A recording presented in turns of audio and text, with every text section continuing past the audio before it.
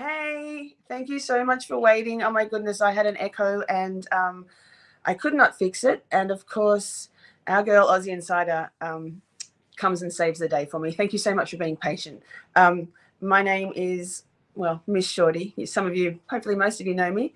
And welcome to the first of hopefully a fair few chats about all things Karen Reid. Don't forget while you're here to hit subscribe and like the stream and get ready for a fun time. Tonight we've got Mr. Paul Cristoforo, the legend himself. I'm sure you're all familiar with Paul. Paul's going to tell us about a lot of things to do with Karen Reid. I think he's got some exciting news about the next standout event, so stay posted for that. But without further ado, Miss Aussie Insider, could you please bring our friend Paul on? Hey, he's having a drink. Caught drinking. Hey, everybody. What's going on? Good to see you. How's your Friday been? Friday's been a typical Friday, busy as anything, but we got this up and running, so we're ready to go now. Mate, better late than never, I would say. Good things come to those who wait. While I was in the background, I can hear her on the phone talking to you. I'm like, oh, she'll get it fixed. Aussie is my, honestly, if one day when I grow up, I'd like to be Aussie Insider, so we can all aspire to that, hopefully. So, Paul, I think I've said to you, I feel like you do an amazing job of being somewhat of a bulletin board for the Free Karen Reid movement, and it's an amazing thing that you do. You're such an inspiring, passionate supporter of Karen, and an amazing rallier of that same kind of support to people around the world, really, because here we are. I'm in Australia, you're there, and I'm pretty excited to be able to talk to you. But I would like to talk to you a little bit more about, I guess, I have a question. I have many. How and why did you become involved in this case, and then the evolution of where you are now in the Karen Reid movement? All right, that's what I love telling my story about that, because when you're telling the truth all the time, the story never changes. So sometimes I get bored talking about it, but it's good because the story doesn't change. I got started in the free movement and the Free Karen Reid movement, basically like a lot of people. I followed Turtle Boy for years, and he put that first post out about the 227 Google search back in April, I think it was, of last year. We're going on 2 years now, I think. It was April of last year. And it intrigued me a little bit. I didn't buy into it at all. Not at all. It just intrigued me enough to get me to watch it more. And then yes. he started posting more. I started reading some documents. I started talking to other people. And all of a sudden I'm like, wait a minute, what the hell's going on here? And I say it all the time too. I'm a guy that prior to this, I just believed everyone did what they were supposed to do. I thought the police did what they were supposed to do. I thought the DA's office did what they were supposed to do. And I heard people talk about corruption in the past and this, and I always call them conspiracy theorists. That's what I used to say. Because you're obviously a Massachusetts resident, yes? You're in Norfolk County? Yeah, well, no, actually not Norfolk County. I'm in Plymouth County, which I'm about 25 minutes away from Canton. Okay. So, but it's, it just intrigued me and it got me involved. It just intrigued me. I didn't really buy into it or 100% and really understand it until July of last year. Okay. Through Aiden, through Turtle Boy? Yeah, through Aiden, and then then I started, when he posts court documents, I'm not a legal guy whatsoever, but I have some friends that are legal people. So I'd read the documents, then I'd send them to him and say, can you tell me this in English? And, but through Turtle Boy is what got me started. I mean, and I always say that all the time. And I love to give Aiden props because it's 100% positive. if Aiden didn't start this whole thing, I wouldn't be talking to you right now. No, absolutely not. 100%. So, and then right about the same day, like a couple days before he did the roll and rally, I was 100% on board, and I couldn't go to the roll and rally. Oh, So let me bring this up a little bit now that that's up on the screen. That's on your screen real quick. yes. Resistance to Silence has changed a little bit. I am no longer on that channel. Tracy and Dana decided they wanted to move in a different direction. So they moved in a different direction. So, which is fine. I love them both. It's fine for everybody to do what we do. Because one of the things about the Free Karen Read movement is everybody plays a part. It doesn't matter who it is, whether you're in Australia, you're in England, you're in Boston. But so still give them a like and a subscribe. You just won't see me on there. That's all. I just want to give everyone a heads up. Yeah, so. Fair enough. And I actually knew that, and in my excitement for our live, forgot to tell my mods about that. So sorry. That's mods. okay. Sorry, no big deal. Mods, sorry, and sorry, Paul. It's really no big deal. Like they did, I heard they did a show last night, and I heard it was they did a great job, and I'm happy for them. It worked out that way. So now I forget where I was. Okay, so you were saying you couldn't go to the rolling rally, and so when was that exactly for people who aren't familiar? That was in July of last year. Yeah. But then right after that, I started going to the court hearings, and I met a couple people, and it just started rolling from there. I always say, like, this lit a fire in me that I didn't even know needed to be lit. That's the best way to put it. That's amazing, because as you said, you were someone who followed Aiden Turtle Boy and his blogs, and hang on, we call them articles now. Yeah, I know I'm using that very much facetiously. I just had to make sure I was muting so I could see the chat and not have the echo. So basically, it was Aiden's delivery of that pretty bombshell Hostlong to Die in Cold search that got you interested, and the news itself, and also because you already were right on board with Turtle Boy as a journalist. Yeah, so that's what piqued my interest is the best way, because I can remember when that happened in January of 2022 when it actually happened, because I was watching it on the news here at my house. Yeah. And right after it was done, I think it said, I said, wow, what a shame. Like, I just thought it was a bad accident. I think it was WBZ said, they had camera footage of her hitting him.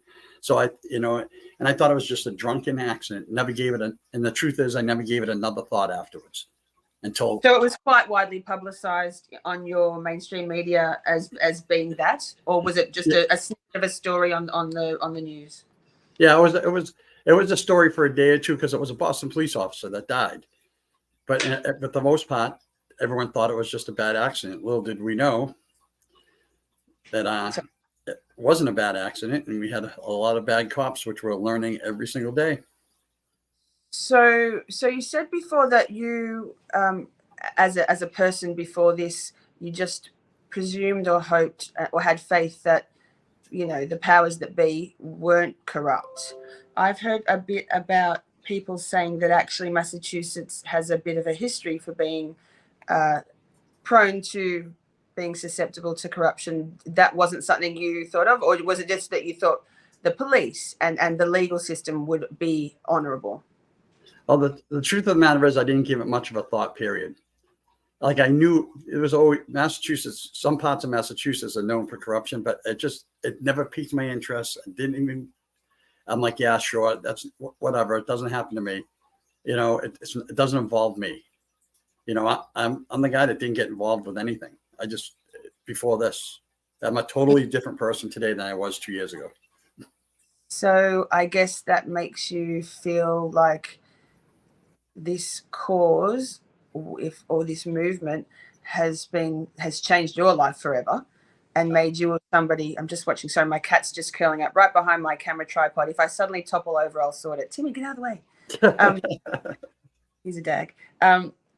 So so it really has changed your life forever. You've met amazing people and found, I guess, like you said, it's lit a fire inside you as in terms of being someone who can use your voice and your charisma, dare I say, to make a difference in other. I call it my Riz. W Riz for Paul. That's so funny. I sidebar. I remember when I used to have a 19-year-old male offsider in my real world, in my job, and he used to say Riz, and I was like, "What is Riz?" And he explained it to me. I'm like, "Yeah, I understand Riz." And then obviously, I mean, I'm sure you know, it's short for charisma. Yeah. Yes, exactly. Yeah, exactly. So okay, so you started going to court hearings, so you're not a true crime guy? No, zero, zip, nada. I think I said it a couple of weeks ago I was talking to somebody on a channel. I said, if you check my Netflix suggestions 2 years ago, they're not even close to what they are now. Now they're all true crime. Oh, that algorithm, huh? That's funny. But do you have an interest in I guess true crime cases now, or is it more still that you have an interest in? Right now, my interest is totally in the Karen Reed case right now. Yeah. It's just not what it is. I mean, I don't have time for anything else between work, kids, Karen Reed, you know, and I love it. But when this is over, we'll see where it goes from there. There's a couple other cases that have piqued my interest already. The Sandra Birchmore case, for one. Of course. Which anyone that knows the Karen Reed case at this point is hearing about the Sandra Birchmore case because some of the same players are involved in both things. So absolutely. Did the Sandra Birchmore case before the link was made in conjunction with Karen Reed's and the corruption there, was there anything in the media about her death, or was it because it was ruled as suicide that was never mentioned until the dodginess of it all started to come up? Yeah, what I remember of it is I remember when it happened because actually one of the police officers got transferred to my town after that, and so I remember hearing about it, and like I told you, I'm guilty. The mainstream media said it was suicide. The police said it was suicide. I thought it was suicide. You know, I'm guilty for just automatically believing it. I mean, we're taught from a very early age, or conditioned to believe that what the media tells us, the mainstream media tells us, and what politicians tell us, and what people in positions of power tell us, that what our parents told us. Well, exactly. Take it at its face. It comes. I'm sure you can understand. It comes as quite a shock to realize that everything is not as it seems. Yep. And yeah, it's quite horrifying. Do you think that blue shirts aside, McAlbert's aside, and I guess turtle haters and the antis on social media, do you think that people's inability to accept a frame job is because of that lifelong, I guess, inherent conditioning that people, it couldn't be? How could it be? There's not bad people. I think it's a combination of that. We'll take the blue shirts out of it, for example, like you said. You take the blue shirts out of it, and you talk about the O'Keefes, you know, and I don't know them, but they could have been the people that they were told this is what happened, and they believe it. This is an unpopular opinion that I say once in a while, but I'll never say nothing bad about the O'Keefes. Even Paul, I won't say it. That's just me. That's the way it is. I feel bad for them because they've gone through a couple of losses, and they're gonna, whether they realize it or not, they're gonna have to grieve that. The O'Keefes are gonna have to grieve again when they find out and finally realize who really killed their son. They're gonna have to grieve all over again. Do you think that his not ego? I mean, do you think that he will ever allow himself to admit not wrongdoing, but to come to that like genuine realization? I don't know that for a fact. I don't know if he will, because he seems pretty stubborn. but I've never met him, so I can't say. But at some point, if everything comes through, and like I firmly believe, like Sean says, I know Sean's a little more animated than I am, but Never. when it says, the FBI is going to step in eventually, whether it's this year, next year, whatever, and they're going to have to come to a realization. They're not going to come in and arrest the Alberts. They're not going to come in and arrest the McCabe's. It's the Proctors, the Bukakis, the Morrisseys of the world. And once that starts happening, my firm belief is that maybe the Attorney General will have to assign somebody else to take over the case and look at it again. The only problem is it's going so long, it's going to be harder to find the evidence and prove who actually did it that was in the house. They're going to have, you know what I mean? I do know what you mean. Do you have any theories? Do you want to say what your theories are? I have theories.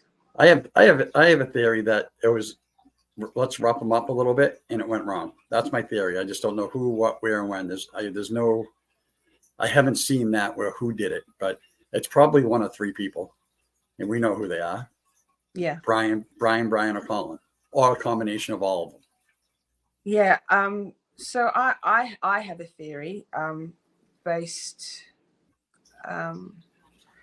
on like a theory that solidified for me when Alan Jackson in his summations said that reminded the jury or asked the jury to take a moment to look at that very last fraction of the waterfall video that hadn't been, because they're not allowed to give like a commentary of what's going on in the videos. They just had to be that the jury had to watch it in court, and I'm not sure how good their screens were and how good they could see it. And then almost immediately on social media there was and I can't remember who made that video, but the very clear, I think it was True Crime Kangaroo maybe, the very obvious sort of fracas where Brian Higgins was just gesturing towards and shaping up towards John across the other side. And then Chris Albert, I think it was, kind of held him back a little bit. And John's just over there sipping on his drink, looking at him. Did he flip him the bird? No, but he definitely, he knew. And then he moseyed on out with that, explain the glass, that the glass with the heavy base, the rocks glass. Yep. My theory was already tentatively that, and then that coming to light after the trial, the trial, or when jury was deliberating, was that that are you coming with the question marks was Higgins obviously calling him there. I think that John did know about the texting. I think that maybe between Karen and Higgy, and I think that he was like, well, let's fucking go, yeah. I will go there. I think that he was, I can't imagine being that drunk in terms of blood alcohol content that John apparently had in his system. He seemed to hold himself pretty well, but obviously a guy who drinks a lot is going to hold himself quite well when he's a regular drinker, like I think maybe he was. I think that he pull up, bitch. No, he pulled up and he pulled up and went in. I'm not quite sure when. And I think he went down the stairs and got down to the bottom of the stairs, found Brian Higgins and Brian Albert downstairs with Chloe. I think he ascended the stairs again to go, fuck this stuff, I'm out. And I think at the top of the stairs, Colin, top of the stairs, and came and got him to go back downstairs. I think that he came down the stairs and was hit by, I think he, with Brian Albert there, kind of like either holding Chloe back or not. I think Colin came down the stairs after John and grabbed a dumbbell and back of the head, and I think that's what happened. I know that there's been some, was it Sean who said that he's spoken to someone who heard or was spoken to by Brian Higgins in a bar after the fact, saying that he held Chloe back from John, that he was the one that Brian Higgins was restraining Chloe? I heard somebody say that.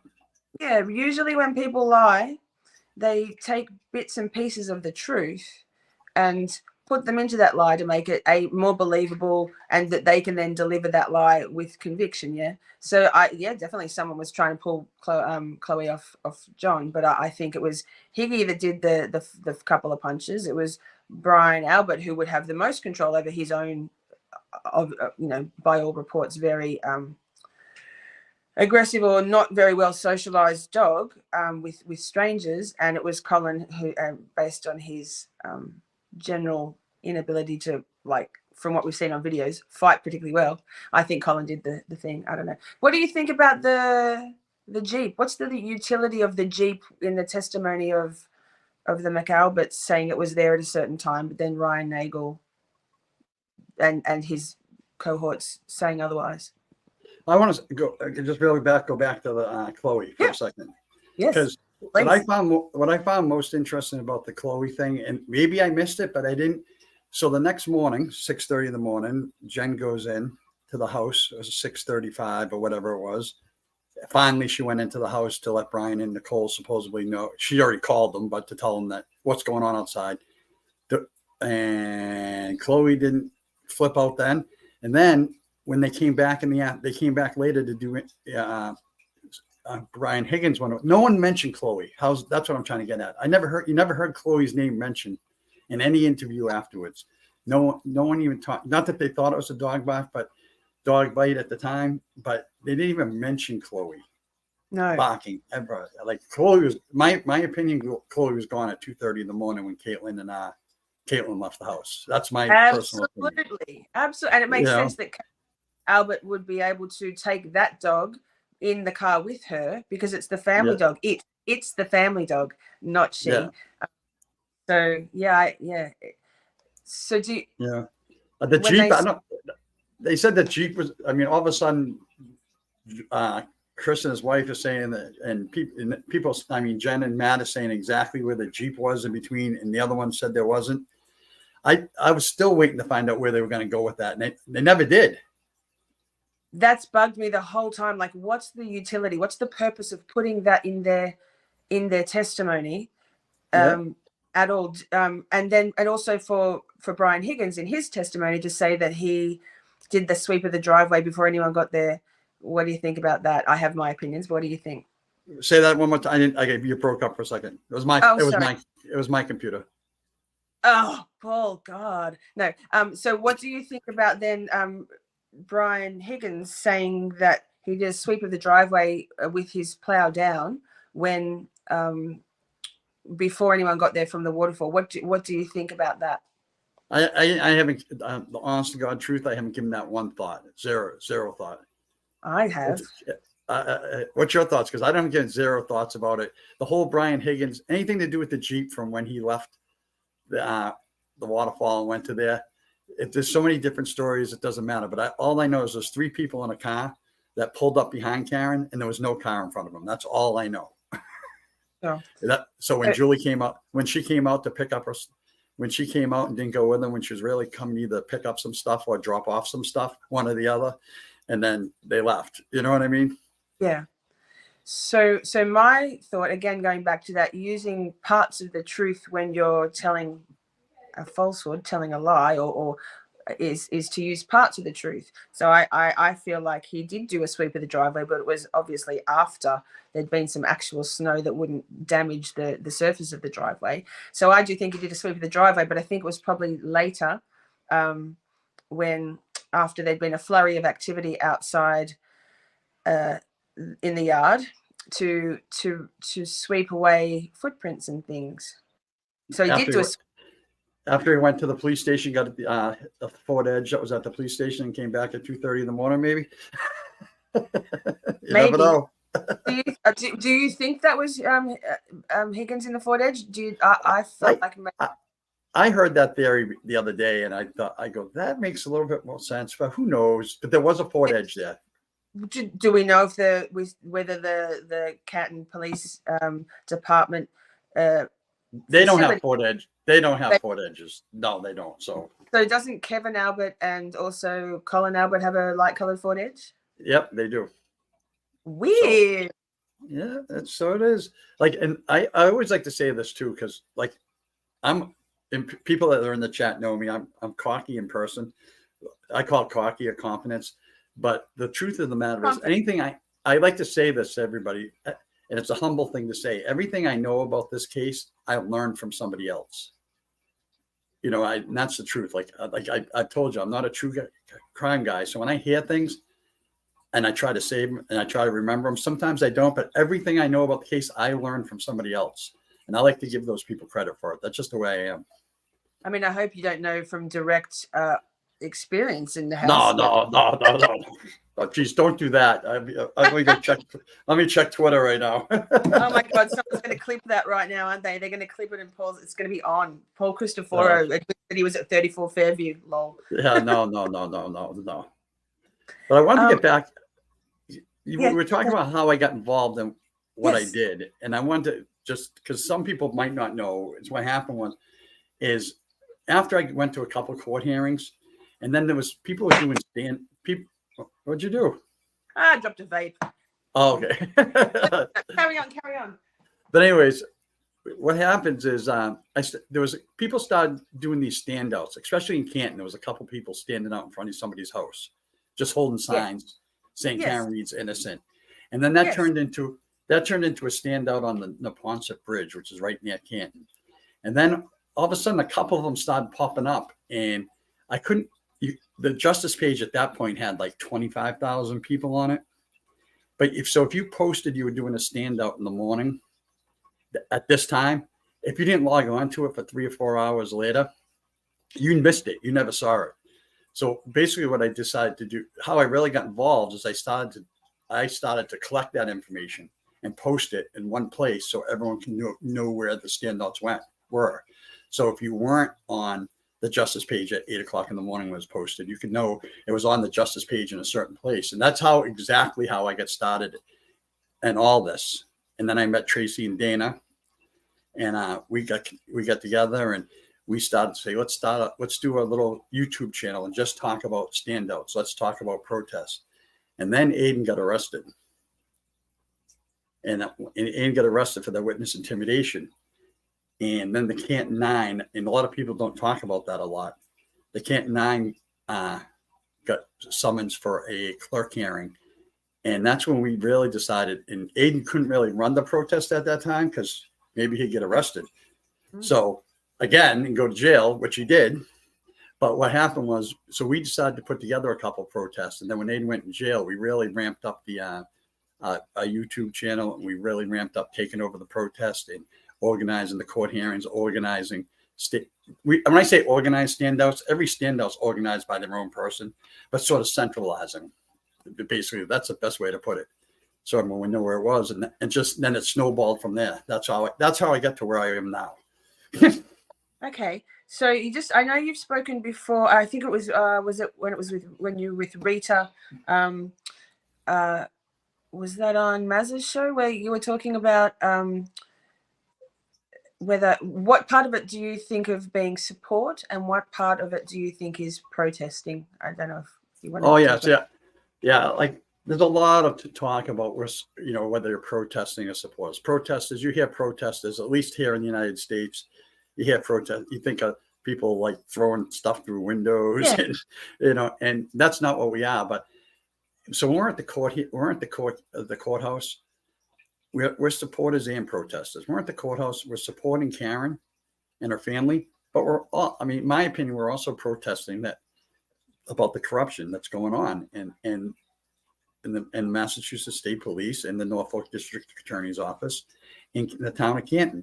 I can't sit in front of a courthouse and say I support that. I protest that. That's just my opinion, but my idea of protesting is different than other people's protesting. Peaceful protesting. So, and we keep doing it. We're peaceful. It's funny. You hear when people protest a lot, eventually you hear, oh, one protester got arrested. One protester got in trouble. We haven't had one arrest in any single possible protest, except for Aiden, of course, but we know why he got arrested. He got arrested so they could shut him up, not because he was going to hurt somebody. Yes. I saw a question on the screen from Nick who said who asked, "At what point do you think incompetence turned into corruption in the investigation?" Excuse me. I think the minute Michael Proctor got called is when the corruption started. That's my opinion. I think the Yes. first Canton police were just playing out like incompetency for the most part. And I think we don't know this, and I don't know this. This is just a guess from me that the Proctor phone call came somewhere before 6:30 in the morning. I have a feeling. There's no Yeah. record of it whatsoever. That's just guesswork on me. Yeah. But it was very quick. Does that make sense? Yes, of course. There was definitely incompetence. But it was a I don't know if it was you call it a cover up. Basically, what they did is not do their job. If anyone ever hasn't seen it yet, and you have a chance, watch Microdot's Good Cop, Bad Cop. Amazing video. It's agreed. Yes. You can see Yuri and Michael Proctor and Michael Morrissey doing exactly what they were supposed to be doing in the town of Braintree when someone gets 100%. shot at. And then you go to the case when a Boston police officer was shot. Not just, and I don't mean to downplay a random citizen. Not a random citizen was shot. A Boston police officer was shot, and they didn't do any of that stuff. Snow or no snow, it's unexcusable. And it was intentional. Are you telling me that in Boston, in Massachusetts, where there's a little bit of snow, like every year actually, Yeah. That's how it goes there. That's weather. That's Mother Nature. That they'd never done an investigation in the snow before, whether that be the Mass State Police, the CERT team, the Canton PD original first responders. Like, come on now. You brought a leaf blower to blow evidence away. I have nothing to do with police work, and I know I wouldn't do that. Particularly, obviously, like I'm actually lost for words about it, and I was lost for words at the time when that testimony came through. How is that a good idea if you're looking for any evidence at all? But then, if theoretically the evidence you thought maybe you were looking for was, evidence of a pedestrian versus vehicle incident, how that would include small fragments, you would think, of magic taillight. So to then go, and I don't know if they had that theory. In fact, no, they didn't have that theory. They had the theory that he looked like he'd been, beaten up. There was a cocktail glass, or a rocks glass on the ground. They found, but just they're bumbling idiots, really, aren't they? Buffoons, those first responders, mofos. I just can't get over the fact that you saw them snowblowing where they said John O'Keefe was. No one really took a picture of where he was, where they said John was. Yet, how many hours later? 12 hours later, the CERT team found taillight in the exact same area that they were snowblowing. Like literally impossible. That can't be. Can I just interrupt you for a moment just to say, Sherry D, thank you so much for buying me some coffees. I really appreciate that. And just while I'm on saying YouTubey things, I'm so close to getting to 4,000 subscribers on my channel. So if you're here and you're not subscribed, I'd really love for you to hit that subscribe button. Leave comments after the show on the video as well. That'd be amazing, just to help my channel grow, because I have a dual stream of big ideas with this channel. So part of it is to continue on with the Free Karen Reid movement, and the other part is, some of you will know, but it's a different thing. We won't go there tonight. But so that's that. So incompetence turning into corruption was Proctor. That was happenstance that Proctor happened to be who turned up that day. Yes. No, it was by design. They were all friends. Yes, but so do you think that Higgins at the Canton PD overnight, and Kevin Albert also being in that police department and friends with Proctor, And also Proctor was supposed to finish. His shift finished at 7. He shouldn't have. He shouldn't have been the attending call-out officer or trooper to that scene anyway. Yeah, I don't know. Like, that's why I say when I don't have that legal knowledge, I don't know exactly a lot about that, and I'm honest about that. Like, I just know that Higgins went back to the police station at some point, right? And yes. Brian Albert knows Michael Proctor. Yes. Kevin Albert knows Michael Proctor. I think it's a combination of all three of them. I might have to put you on hold for you to chat for a minute because I have company all of a sudden. Yes, that's fine. That's fine. No worries. I have 2 little kids that just woke up for some strange reason. So give me 1 second, okay? Absolutely. Take your time. Sorry. Paul. No, that's okay. So hopefully, yes. Hi, everyone. Okay, so let me just have a look in the chat a little bit. Oh, Kim O'Brien, you just said you just subscribed and liked. Thank you so much. I really appreciate you doing that. And it's great to see some familiar names and faces. Oh, not faces. Me, I'm the face. Some familiar names in the chat, and also some people I haven't seen before in various chats around on the YouTube. So thank you so much for stopping by. It means a lot. Let me see. What else have we got here? Who's Nick Francis again? He's got all the questions. And it's on the screen also. Whose testimony was most embarrassing for the Commonwealth? Lieutenant Gallagher, Red Solo Cups, or Trooper Paul, accident reconstruction expert? Well, Nick, for me, I think that the different kind of embarrassment. I think that Gallagher and his Red Solo Cups, what was embarrassing there for me was that he was so defiant in the fact that, Red Solo Cups. And he was also, I can't believe it's true, but the fact that he said, I've never used evidence tape before. Man, dude, come on now. Never used evidence tape before? I'm sorry, no. So the Red Solo Cups was questionable, really.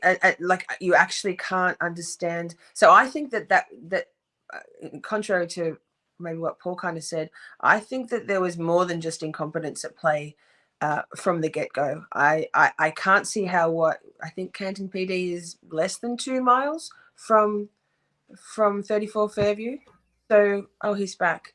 Less than 2 miles from 34 Fairview. So why not go back to the police department and get some actual evidence collection? Paul, there was just a question from Nick Francis again, great questions, asking what he thought was, what do we think is the more of an embarrassment for the Commonwealth? Is it the Red Solo Cups, courtesy of Gallagher, or is it Trooper Paul and his stellar abilities to understand science and accident reconstruction? That's a tough call. I said the same thing while you're gone. I'm like, I think they're both embarrassing and problematic for different reasons. But what's your take? I can't get by the Red Solo Cups in the Stop and Shop bag, sitting next to the car. Like, I don't believe they got Red Solo Cups to collect evidence, but then they brought them to the police station and still left them in the Red Solo Cups and put them in a Stop and Shop bag, which is a local grocery store. It's just wild. Because Trooper Paul might be the best. Trooper Paul might be the best the state has. You know what I mean? It's crazy. Oh my God! For me, the cringe, the embarrassment, like of Trooper Paul on the stand, like I was dying inside. Not because I feel sorry for him, just the visceral, palpable feeling of, oh my God, this kid, like, he's not a kid, but he seemed like he's just dying on the stand. How dare I think that's probably more embarrassing for the Commonwealth because they put him on as their expert witness. So if we're talking about actual embarrassment for the Commonwealth, I think probably that's it. Because how could you put that, like, dingleberry up on the stand with what he had? Like, oh my God. But while you were gone, Paul, I was saying that for me, it's more than just incompetence from the get-go. I think that had to be orchestrated by design, that the Red Solo Cups, Canton PD is 2 miles less than from 34 Fairview? Yeah, it's not far. So really? We're just going to knock on the guy across the road's door who might have some solo cups? Like, were they really in that much of a hurry to get out of there and to get away? And so if they were, they knew he was a Boston PD police officer. They knew. So why it came from the very beginning? And also, what Lanka knew all of those people too. Yeah, Lank. I think Trooper. The funny part about whenever I think of Trooper Paul, all I can think about is how'd the phone get under his body? I don't know. It just did. Absolutely. That's like that's something I would say when someone asks me about the case, because I'm not 100% on facts. Like, boom, boom, boom, boom. Oh, it just happened. Well, I think you are pretty good on the facts. I think that's a catchphrase of the other side that like science. No. She said she killed him. She said it. I'm just going to pause for a moment and say thank you so much to Sarah. I think probably Sarah from In Shock and Horror. Also bought me a couple of coffees. So thank you so much, Sarah. I really appreciate that. So then on that, well, what do you think? Well, they just can't be that stupid, those first responders. It had to be calculated, that incompetence, that apparent incompetence. No? I said it all along, and I've still told you I learned from Turtle Boy, so I read all along that it wasn't, as far as it was, like planned incompetence. They didn't do anything. Yes. They misspelled all along. They misspelled names. They didn't look for ring cameras. It's all the stuff they didn't do. And that's, to me, that's deliberate incompetence, which is corruption, in my opinion. Yes. So I guess that's again back to Nick's question about when did it turn from incompetence to corruption. There's your answer. It was from the get. Yeah. What was I going to say? I'm gonna give a shout out to my buddy in your chat too, there, Kelly Reed. We love you, Kelly. Oh, is Kelly Reed in the chat? Yes. Amazing. Hi, Kelly. Thank you so much for coming and hearing us chat about your amazing cousin and all of the shit show that surrounds what she's had to go through. Disgusting, really. So, I mean, my following of Turtle Boy, Aiden, I don't like calling him Turtle Boy anymore. I know. Yeah, I call him it. When I talk to him now, I used to call him Turtle Boy. I call him Aiden now. Yeah, I prefer. It's just, I don't know. Turtle Boy. I say Turtle Boy because a lot of times people don't know when you say Aiden, they're like, who? And then you say Turtle Boy, and they go, oh yeah. Well, so the people that say Aiden just aren't actual. They're not proper then, are they? Because who? Aiden who? Oh, come on now. No, I have too much respect for him. Not that I love Turtle Boy, the moniker. It's fucking hilarious actually to me, and I think it's an amazing. Self-deprecating piss take on the fact that he's actually very serious and someone to take very, as in the work he does is very serious. He's someone to take very seriously with his journalistic integrity. So to call himself Turtle Boy is fantastic. I love it. But I didn't start watching actually. So for me, my awareness of Karen Reed's and John O'Keefe, this case came from a podcast. I can't remember what, just to see, it wasn't the 13th Juror, a single episode podcast, probably maybe 6 months after John was killed.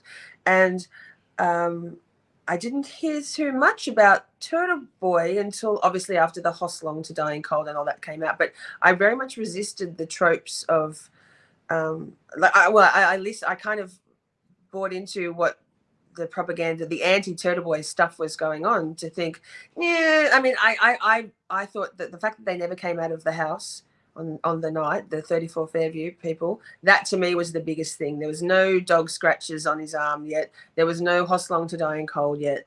And so for me, it just didn't make sense. And they didn't come out of the house for me.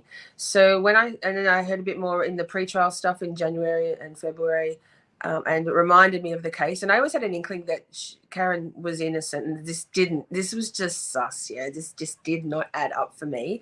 And I was very interested to hear more.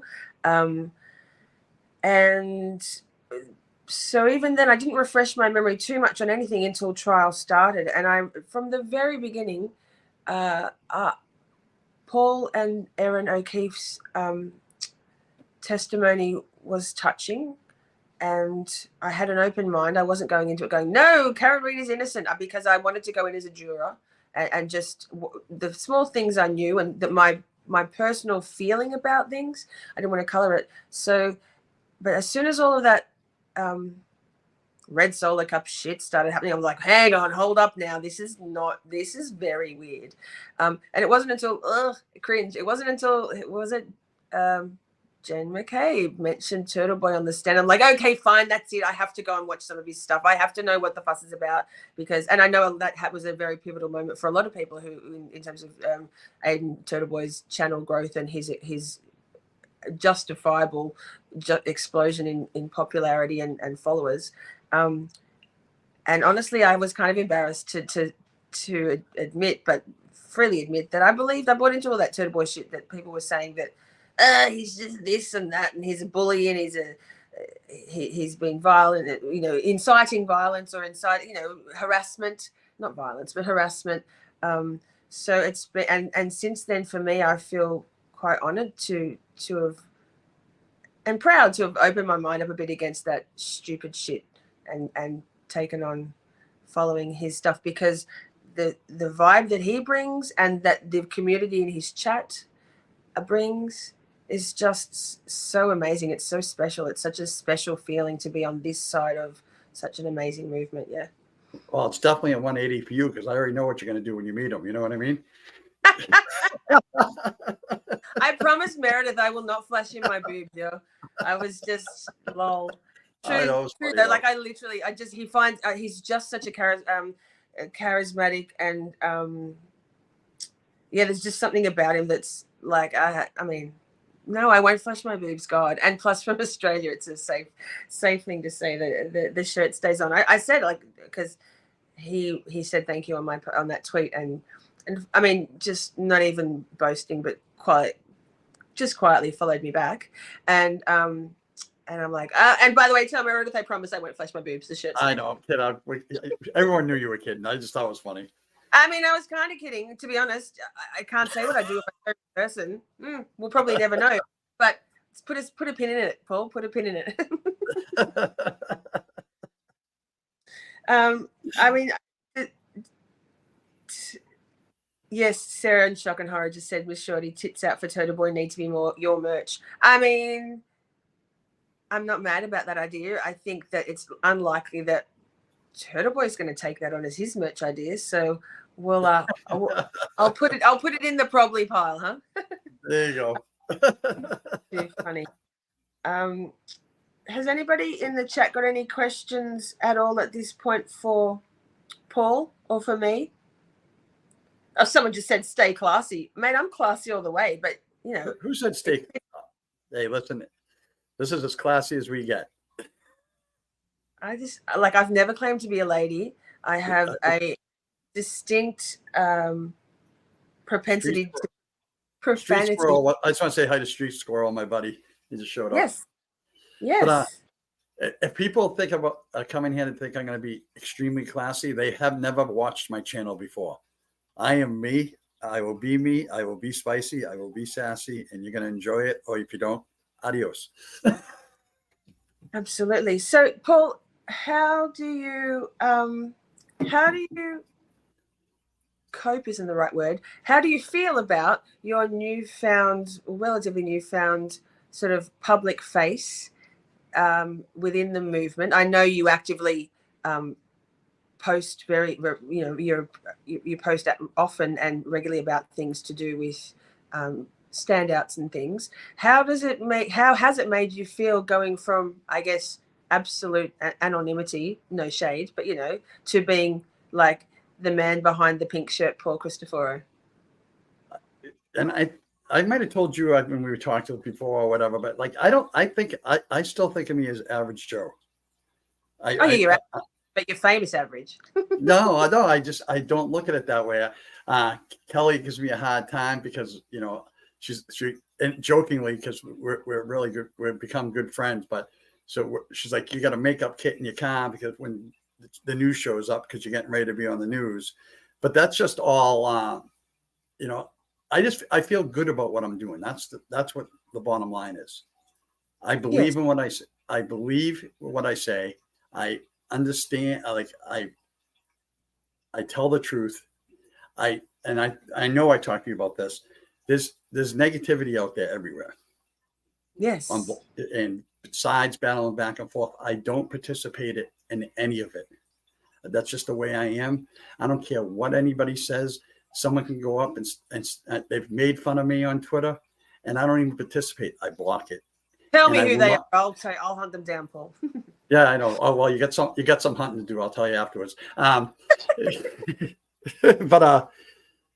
but that's just the way I am. So what I'm doing, like, and I've said this since I really got involved, and it was really like after September when I was full-fledged involved. And I asked myself the same question before I make any decisions. How does this help Karen? How does this help Aiden? If it doesn't help them, I don't do it. That simple. And that asking those questions, and before I do anything or before I say anything, for the most part, has worked out very well for me. And that's how I do it, and that's how I roll.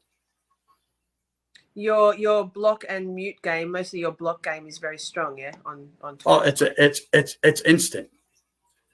The minute I mean, even I think you put something up and someone said something about me grifting or something. Remember? And I don't even know what they said. I said, "Oh, he's a grifter." I went block. I didn't read anything else afterwards. I don't even bother, because here's how I feel, and other people's opinions of me is their opinions, not mine. So I don't give a shit what people think about me. As long as I'm doing the right thing, I'm okay. There's a book out there that I read, and it was before Tom Brady read it. It was the Four Agreements. Okay. It's a 4 agreements, and if anyone has a chance, take a look at it, because it helps you through life. I'm not pitching it a book, but it just really helped me to understand that Not other sponsored. people's opinion. What? No. What's it called? And I'll get my The Four Agreements by Miguel Ruiz. It teaches you about it. It taught me about to think other people's opinions matter is one of the most selfish things I could ever think of. I don't care if they're telling me how good I am or how bad I am. It's basically how I feel about myself. And that's how I approach this too. If I'm doing the right thing, and if some people don't like it, I'm sorry. If some people like it, that's okay. That's just the way it goes for me anyways. That's just how I feel. So that's how I roll through this whole thing. Absolutely. Someone asked in the chat before, did you steal your fan in the background from the courthouse? No, that's just for you guys. I figured everyone's missed the fan, so I put so you can see the fan here. I got I'm not in here, but this is my Chris Albert Dunkin' Donuts iced coffee that's in here. I just poured it into a cup. People missing all that stuff from the select board meeting and from the courthouse. So we got to have the fan. How did you feel, or did you feel anything? I know I had feelings about hearing Lally's voice again in court and Bev and stuff last week with the. It was like a trigger. Trigger listen, hard. I had and I call it like an honor. I call it whatever you want to call it. The Reeds had asked me to go into court a couple times with them. And I used to have to, before I went to court, I'd have to stop at the store and buy Hall's cough drops. They're really strong menthol things, because when I'm sitting in the courtroom and Lally's talking, my biggest fear was falling asleep and the camera's on me. And it almost happened a couple of times. And the cough drops just wake you. I go through a package of cough drops every time I go into the courthouse. I can't even imagine, because of the time difference between Australia and the US, 14 hours, sidebar. Most of the time I was starting, and also I get up very early for work. So most of the time during trial, I was starting watching testimony from my time about 3:30 a.m., which is like what, 1:30 your time. So yeah. I would. And also because I did watch the trial, but every trial day twice through different commentary channels, and then all the other stuff, the recaps, and stuff as well. But so I watched almost everything, unless it was really important. Well, it was all really important, but if I really wanted to see proper demeanor and pauses and stuff, I watched everything on at least 1.5x speed, even at 1.75x speed. So to listen to Lally in real time yikes! That's some heavy punishment right there. I got someone in the chat asked. I got asked. It was a Yep. Miss Jessica. She asked, "How many pink shirts do I own?" I am one of the selected few that didn't have to buy one pink shirt. My wardrobe is for the summer usually bright pink and purple. It suits you very well, Paul. We had this conversation offline. It suits you very well. He actually only wears pink, not just on Wednesdays. Every day, pink. And I'm not law enforcement. I'm farthest from it. What do you think about Aiden's decision to wear blue on to court last week? Do you think that he did that on purpose? I think he did, just to stir them. I don't know. He was like, I probably should have worn a blue, huh? Well, yikes. Who knows? Do you think that someone asked before and I missed it? Do you think there will be that this will go to trial? A retrial? If it does, I can almost guarantee it won't be January. It'll be later than January if it does. I mean, it shouldn't go to retrial, but we'll see what happens. It just doesn't make sense. They're digging in, aren't they? The Commonwealth, foolishly. But look at the dominoes are falling. We have Michael Proctor suspended without pay. Kevin Albert suspended with pay. We have Bukaki and Tully. You like when I say Bukaki, I can see it. And Tully being investigated. Brian Higgins is. I thought I read somewhere he's paid leave. I'm not sure, but he's not. Have you seen Howie Carr's article today yet? No. Oh, I'll send it to you afterwards. Yeah. He broke down Michael Proctor. He was on fire about Michael Proctor. It's a must read. Spicy, yes, very spicy.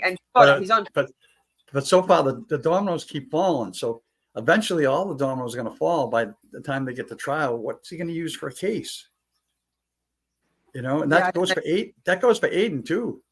All these people that Tully's the one that went, was leading the investigation against him. And here he is under internal affairs investigation in the Karen Reed case. It's all intertwined as far as I'm concerned. I know I've seen people saying, why is it taking so long for all of these involved officers troopers and officers to be called into the spotlight for their part in corruption, in all of this. But let's think about it. It was only 4 weeks ago that that trial ended, that the verdict was mistrial was declared. And already we've seen so much happen. So it feels like a long time. Do you think that was that all that stuff's happening? They were just waiting to, obviously they were waiting till after trial for all that to happen. Do you think there's any, what's your idea of if there's any pressure coming from the FBI or perhaps? Well, first of all, they waited for the trial to be over to take care of Michael Proctor. That was 100%. My problem is they knew, like his superiors in the Massachusetts State Police knew about those text messages before they were read. They knew about them and they did nothing about it. But I'd like to think too that, the groups on the troops on the ground, meaning all the Free Karen Reed supporters, all the have not given up. We went full force and emailing governor, emailing the post commission. And it might not be the reason, but I guarantee it plays a little part in it that they took care of Proctor and thought it was just going to go away. And it didn't. We want them to take care of Bukaki. We want them to take care of Tully. We want them to take care of Fanning. Absolutely. So. Do you think there'll be more heads to roll? I'm relieved. I think Proctor would be the last one. Sorry to interrupt. I thought Proctor would be it. He would be the face of my clinic organization. I'm so relieved. I think that, and then the FBI, whether the FBI is no one knows what the FBI is doing. Maybe a couple of people do, but none of us do. We don't know. But maybe they are involved in it, pushing it and pushing behind the scenes that the state police go, shit, we better do something. Or perhaps they're not actually pushing, but their presence in all of this is enough for the state police to go, yikes, we have to. Yeah. Absolutely. The FBI works at their own pace. They really do. And a lot of people, and I've become friendly with a lot of media people and some of the legal analysts through all this. And yeah, they have told me the FBI works at their own pace, and they'll let people sit in jail for a year or two if it's going to affect their case. Their case is totally separate. I'm not 100% belief that they came here because Karen Reed. I think they were already here. They're already investigating something. This happened, and this is all part of the whole investigation. And they need to finish their investigation for the bigger fish before they come out. Absolutely. I mean, what's Paul's trial? Any updates on Paul's trial? Something to tell us, Paul? Is there something about with your legal life that we don't know about?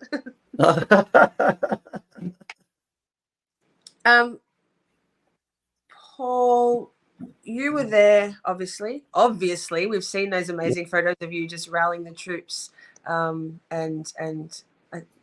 you were there last week, yeah, obviously. Yeah. Can you? I know you sent me a message on the day saying it's gotten ugly here. We've seen what happened via all of the coverage. How did that make you feel?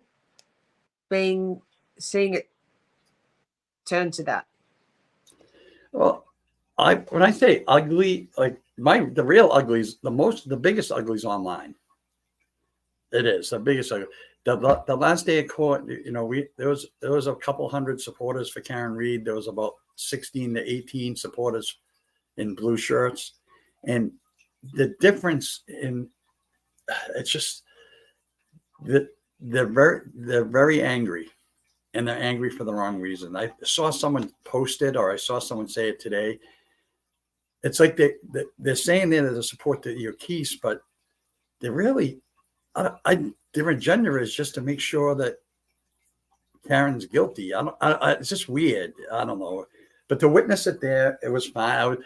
I'm the first one to say I was a little nervous because we have some boisterous people on our side too. We do, but everyone handled themselves well. They did, and we're peaceful, and we just got to, that type of stuff, just like online, if you ignore them, they go away. I like that angry Smurfs. But anyways, but I felt fine. Like there was a lot of people there. I was glad to be part of it. And I really believe I'm just part of it. I say it all the time. There's so many people there that help out, involved, and do different things. And, whether it's Rita, whether it's Jen O'Donnell, whether it's Tracy, Dana, Erica, I can name a million people that help out, and I'll miss somebody else. So I'm just going to stop naming people. But so to see all these people that didn't know each other for the most part a year ago come together for one common goal and to sit there and witness it.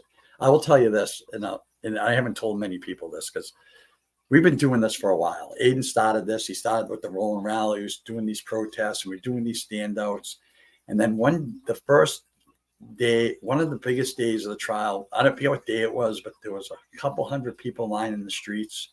And Tracy and Dana weren't there, but I was there, and I was walking around, and I was like, wow, all of us. I said, I think I called Tracy, I think it was, and said, you do realize that all of us had a part in what's going on here. It was a moving moment for me. That's amazing. Having said that, and you're very humble, and it makes you who you are, and it's a pleasure to not see ego, even though you reckon you're cocky.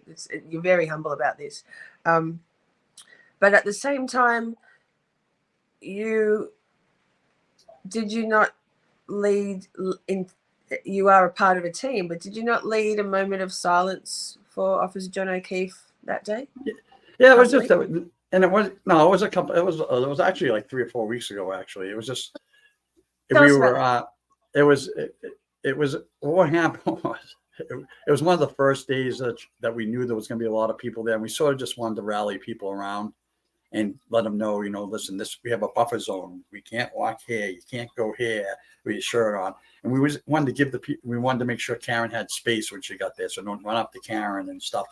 And then just out of the spur of the moment, I'm like, this is a great time to do a moment of silence for John O'Keefe. And I'm not the only one to do that. People have done it, but it just happened to get caught on camera. So it was really and it worked out perfectly, because the other side says that we're here for Karen only, and they're there for justice for John O'Keefe. The truth of the matter is, we're here for justice for John O'Keefe, and it starts with the freedom of Karen Reed. Because once Karen's free, then I don't know about everyone else, but once Karen's free and exonerated, we're not going anywhere. We're going to continue to push and push and push until we find the real killers for John O'Keefe and they're brought to justice. We're not going to find them. We all know who they are, and the Norfolk District Attorneys know who they are, and the Canton Police know who they are. We just need probably somebody else to come in and say, this is who they are, and bring them to justice. We're not going anywhere. And that's that's a misleading thing when the other side says we're not here for justice John O'Keefe. And I like to say justice for Officer John O'Keefe. I still can't understand the media, the DA's office, the other side, his friends.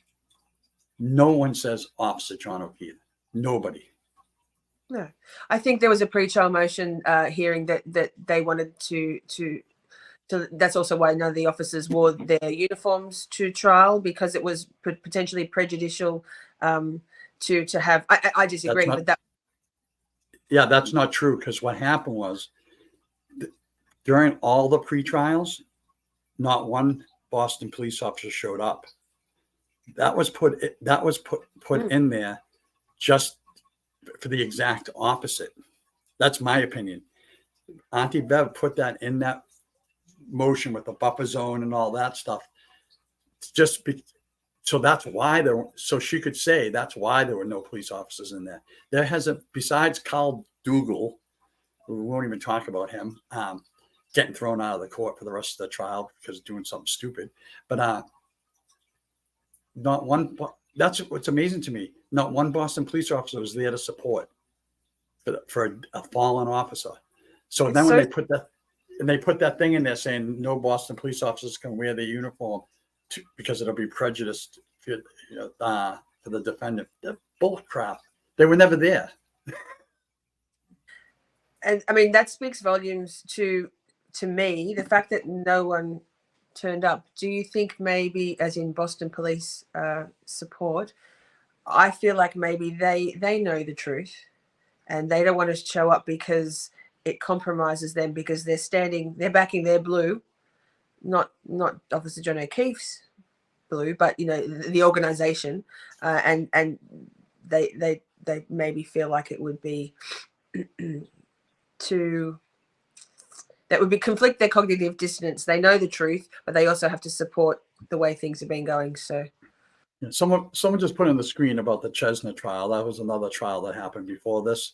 He was a Weymouth police officer that got shot, and the same thing. They did say they can't wear uniforms, but they were already coming. The police were there backing them 100% all the time, and that's why they had to say they couldn't wear the uniforms. There was not one hearing was there a Boston police officer there. I get motivated by that because I can't understand it. You see trials when police officers got killed, and you go to the courthouse, whether it's inside, outside, you see fellow police officers rallying for the family, and it's not happening here.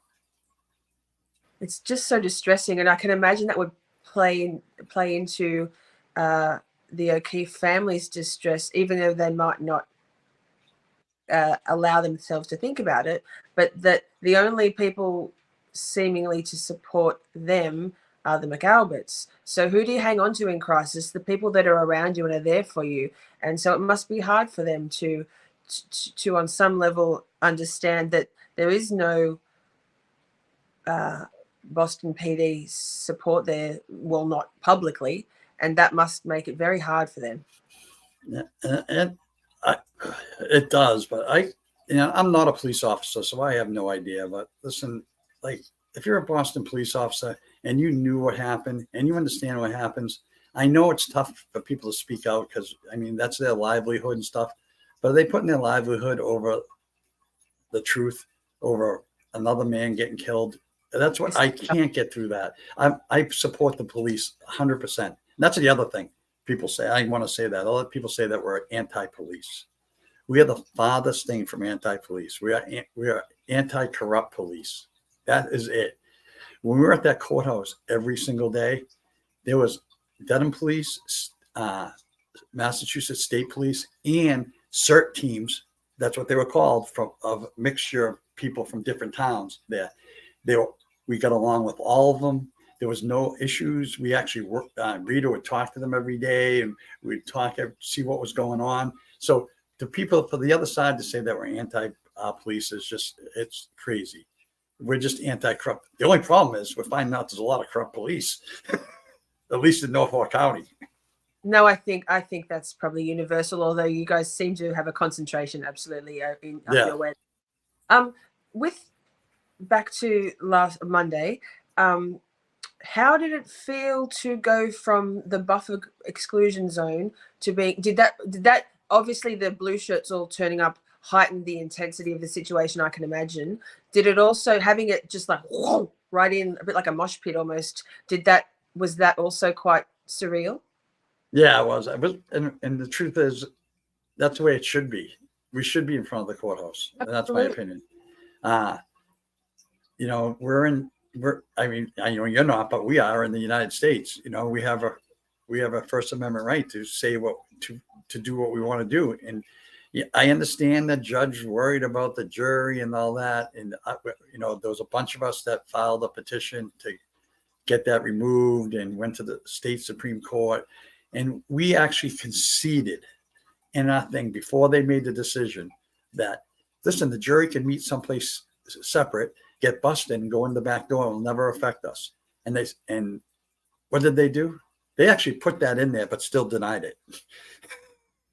I think volumes to you, or everybody, the core, I guess the core people, the central people to that movement, the names you mentioned that you don't want to forget anyway, excuse me, but the fact that you took that in your stride and you continued to be, you know, publicly just okay with it. Like I know you weren't okay with it, but to say, okay, if that's the rules, then we'll follow the rules and we'll show our support from back there.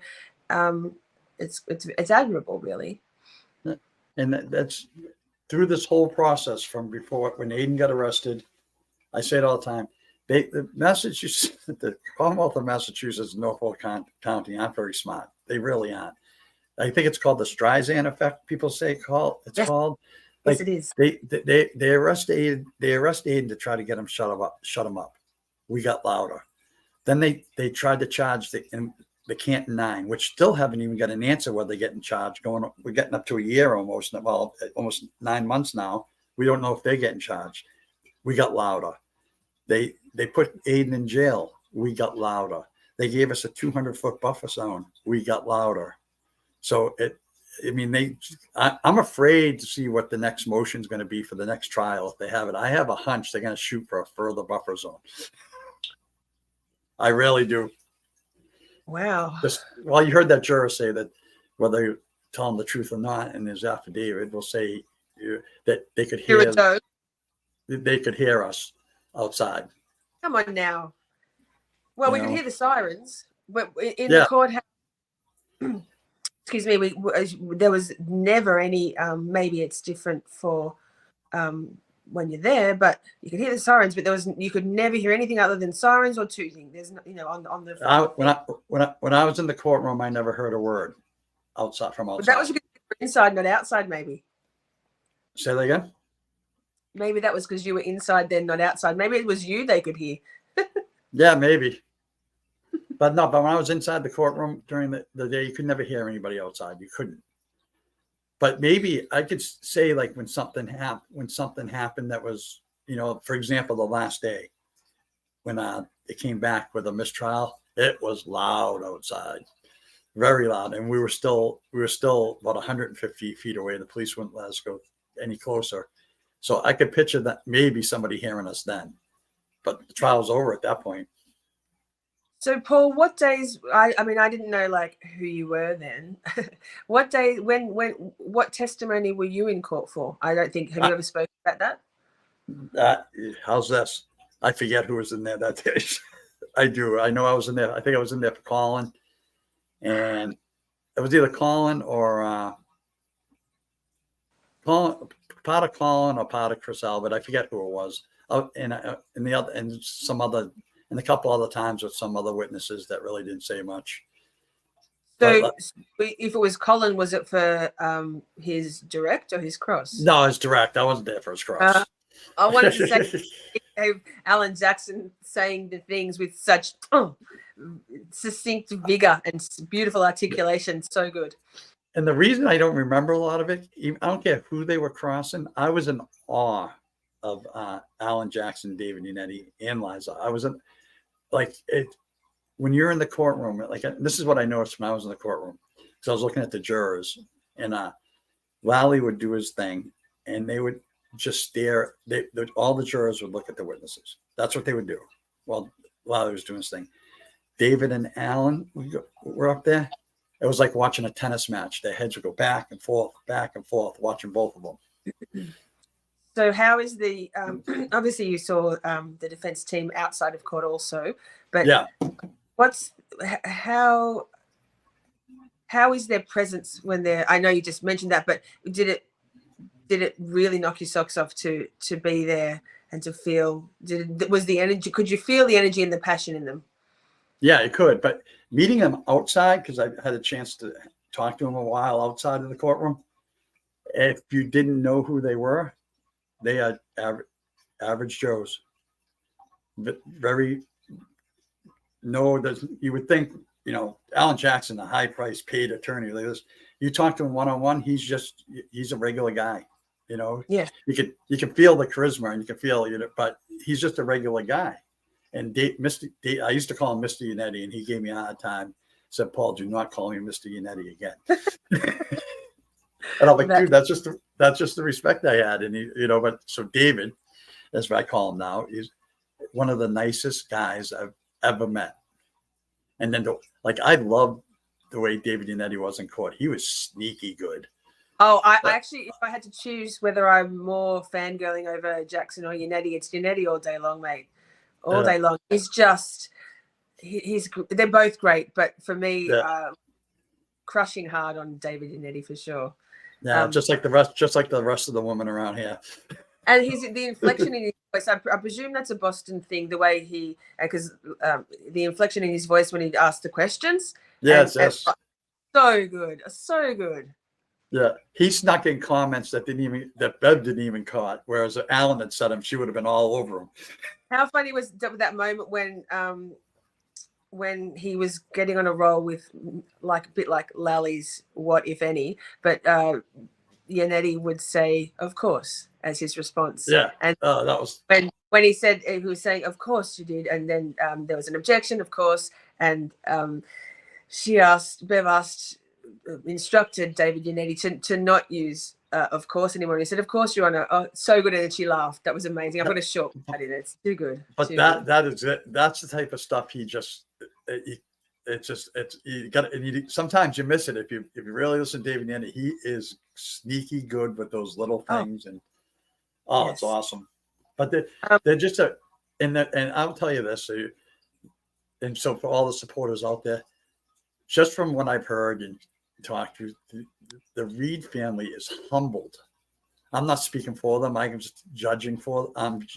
Just by my conversation. I'm not speaking for the Reed family, but they are humbled and so appreciative of the support that they're getting. It's not fake.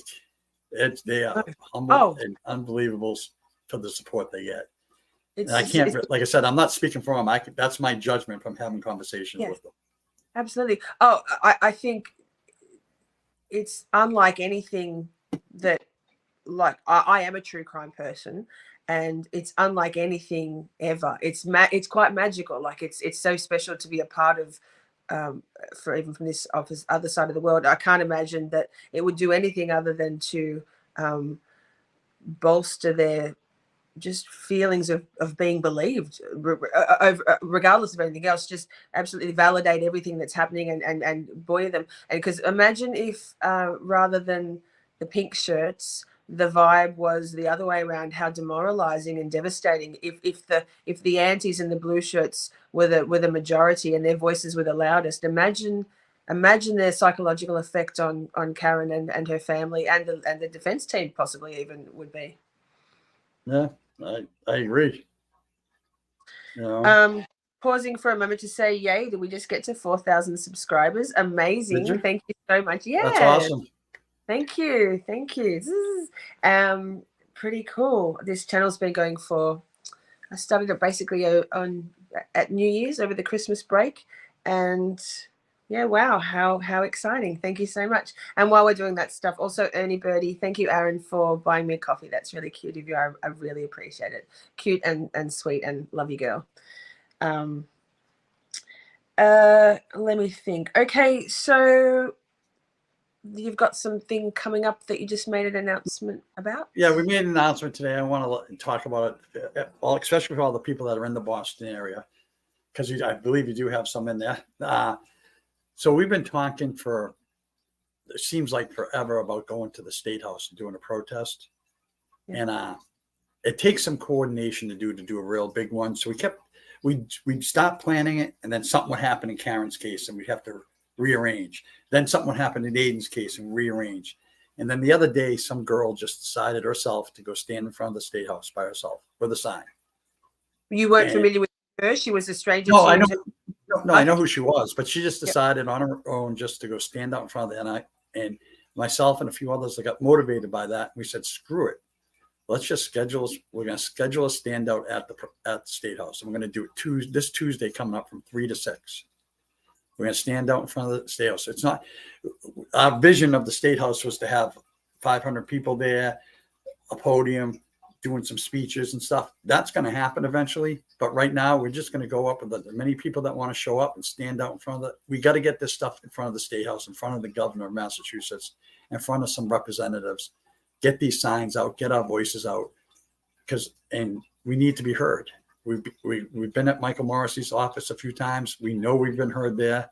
We've been doing some stuff online. We know we've been heard there. We just need to get to the State House. We need the governor and the attorney general to step in and just start smacking the state police around, to tell you the truth. So is this also, I'm not familiar enough with your legal system. Does that the attorney general can come in and take over the prosecution? The attorney general can come in and sort of move things around, or who's investigating. They did it in the Sandra Birchmurch case. They took it away from Norfolk County and assigned somebody else to do it. And they can do that. The governor is in charge of the state police, no matter which way you look at it. Yeah. So we need her to step in. She said a couple of remarks about Michael Proctor, and that's about it. And nobody's talking about Michael Proctor in the news right now. And that's exactly what the state police want to happen. They suspended him without pay and thought maybe we're just going to shut up and let him go. No, we're not. We're not going to shut up. We're going to keep talking. Hey, he has 2 kids, and they're going to have to, and they're going to lose his insurance, and that's what they were saying.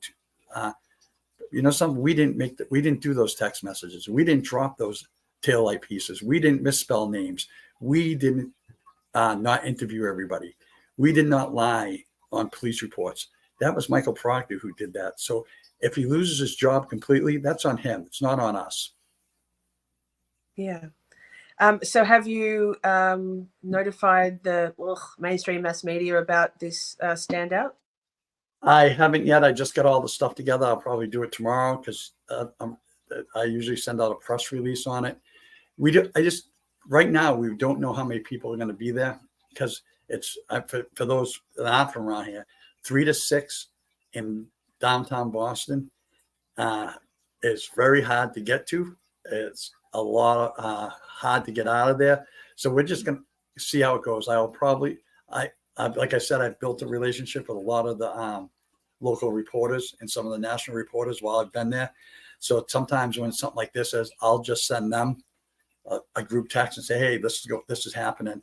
When we do the standouts at Morrissey's and stuff, I usually send a whole press release to everybody and anybody. and let's see where it sticks. And it's working. So because Amazing. we need the, as much as the mainstream media sucks a lot, we need them. Absolutely. We need them, because we could be 500 people in front of the State House. Well, if the media is there, that 500 turns into 50,000 people hearing us. You know what I'm saying? Because they're going to broadcast, and then that's what we started doing this. This is how we started doing this. Aiden started doing that rolling rally. Those couple people in Canton started standing out with signs. Then we started standing out with signs. Then a lot of people were standing out with signs. And then we started doing protests. And all of a sudden, people started to understand that Karen Read was framed. And they picked up interest. And someone from Australia picked up the case. Someone from England picked up the case. My friend Laura out in England, my friend Cherry out in England, they follow the case. You know, and and that's due to all the stuff that every single person in this movement has done. Yes. You see, I get a little passionate about that. It's amazing that it would be weird if you weren't passionate about it, given all Yeah. that you yourself to this movement and this cause and this. Yeah, it's quite cool. Actually, I have a little something planned for fundraising for Karen, which I'll talk about as soon as I get confirmation. But anyway, I've got a little something planned. What happened with the popcorn? And is popcorn back now? Popcorn is back, yes? Well, so I don't think Kelly's still here. I have to admit in public, Kelly kicked my ass, but that's okay. I don't know if you follow all the pages over here, but we had a little war going on. It was so much fun. I saw it. Yes. It's so much fun. And so what happened was we did the popcorn sale, and after the popcorn sale, Double Good just got an email from someone from the other side and said, blah, blah, blah, blah, blah. And they want to discontinue working with us. But over the past 2 weeks, things have changed, and they sent Nick Rocco an email saying that the final check's coming, and we have reinstated you guys. So we don't know when we're gonna do a next popcorn sale. I mean, can you whatever it takes. Australia, because this is very annoying for me. They don't ship outside of the States. So yeah, they don't. I don't even think I think it's only the 48 states. They don't even ship to Hawaii or Alaska either. I don't think so. Yikes! I still haven't got my popcorn. Have you? Well, maybe because you're the loser. I can admit this publicly. All this popcorn wars we've had over the past, there's 4 or 5 of them. I've forgotten to order popcorn myself every time. You've got a lot on your plate. Except for this time. I ordered it this time, and I ordered it from Kelly. You're a good man. What flavors did you order? I forget, so I just picked a bunch. It wasn't really about the. I went through flavors, and then it was like, no, sorry. I'm like, no. To me, it wasn't about the popcorn. So no, it's that's why I said I'll finish last to Kelly Reed every single contest. If we can raise, we've sold over $52,000 worth of popcorn, which was $26,000 worth to Karen. That's the bottom line. That's all that matters. Yeah, the little one that I'm going to be doing, which is going to be, I've organized to print off. What's the word? I've put it in order for 200 of free Karen Read bumper stickers, high quality vinyl bumper stickers that a design I did myself. I've had it on my Twitter page, and I think it's on my Miss Shorty page on Facebook as well. I've got to do it on Instagram. But so my thought is that if I've got 200 stickers, and if people would like one, I think this is going to go how it's going to go, but don't quote me. If they would like to make a direct donation to Karen's Defence Fund, a minimum of $10, and they'll get 1 sticker. If they'd like more, and it's only 1 entry per person. If they would like 2 stickers, it's going to be probably $50 donation. And if they want 3 stickers, or maybe I'll make it 4 if I'm feeling nice. If they donate $100 directly to Kelly's Defence Fund, Karen's Defence Fund, then they'll get 3 or 4. And if they send me a receipt, I will then organise for them to have 1, 2, or 3 stickers posted out to them. I'm not. So this is the costs I'm wearing myself.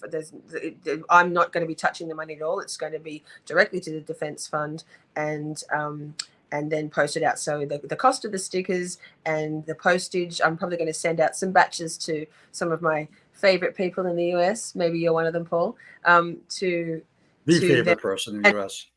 and envelopes. So then I'll then send the contact details. So I'll do all the logistics and get the contact details, delivery address and stuff, and forward that information onto my sort of agents in the US. And so a minimum of $2,000 will be raised for Karen's Defense Fund with that thing. And depending on how many people want to donate more and are able to donate more, then it will be more than 2,000. So I'm pretty proud of that initiative, actually.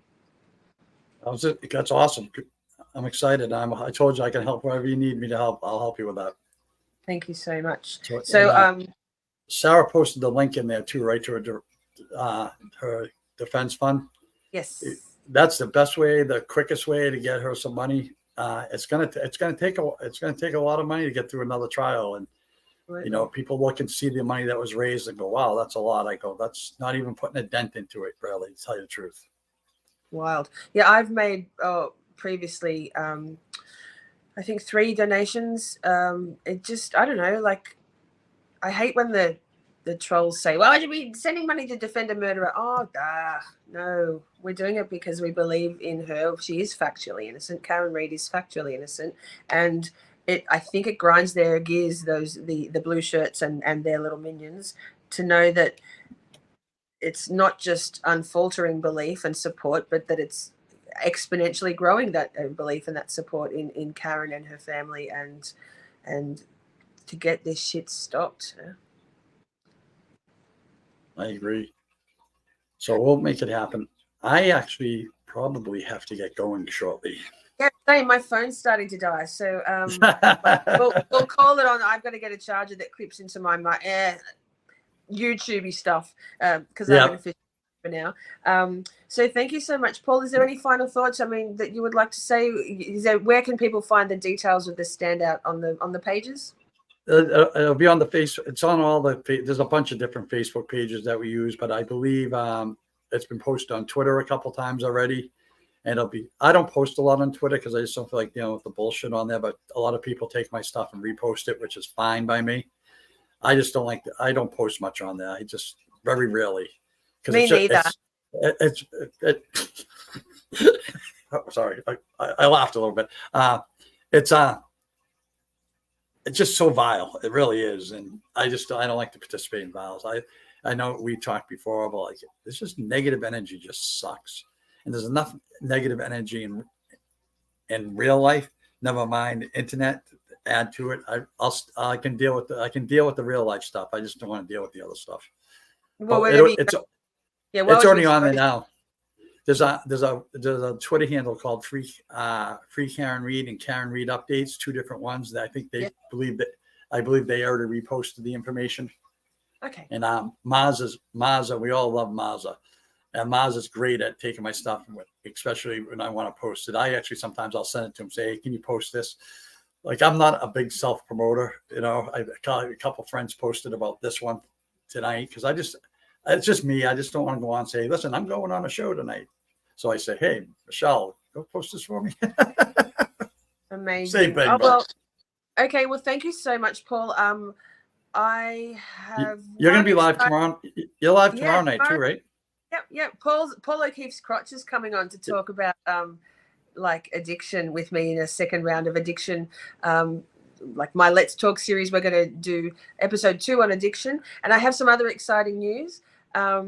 Next Friday night, I have Nurse Kim coming on as a guest for my next Free Karen Read show. So if y'all fangirl and crush on Nurse Kim as much as I do, be here next week, probably, maybe a little earlier, we'll see. But yay.